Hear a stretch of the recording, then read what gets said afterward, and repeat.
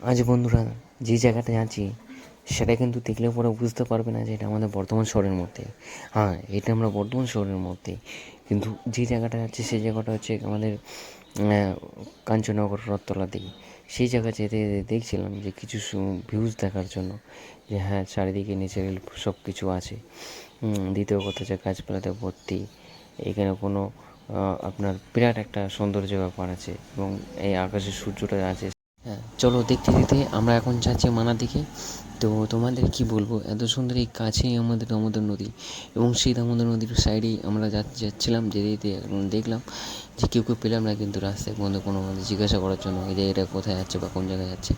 কিন্তু হঠাৎ করে দেখলাম যে ও কি নাইস জায়গা, এটা মনে হচ্ছে বিউটিফুল জায়গা, একদম মনে হচ্ছে এখানেই থেকে যাই। চারিদিকে জল আর জল, এদিকে আবার বালি তোলা হচ্ছে, সব দিকে সব জায়গাটা খুব সুন্দর লাগছে। যেমন এইখানেই আমার মনটা ভরে গেছিলো, কিন্তু কী করবো বন্ধুরা, কিছুক্ষণের জন্য গেছিলাম সেই জায়গাটায়, আবার ব্যাকে ফিরে আসতে হয়েছিল।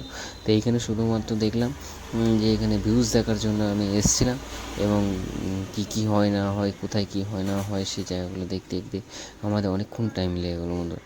তো চলো আমরা আরও সামনের দিকে কিছুটা এগিয়ে যাওয়ার দেখে, আর যাওয়ার রাস্তা নেই। তো এইখানে আমরা এইভাবেই ব্লগটা শেষ করলাম।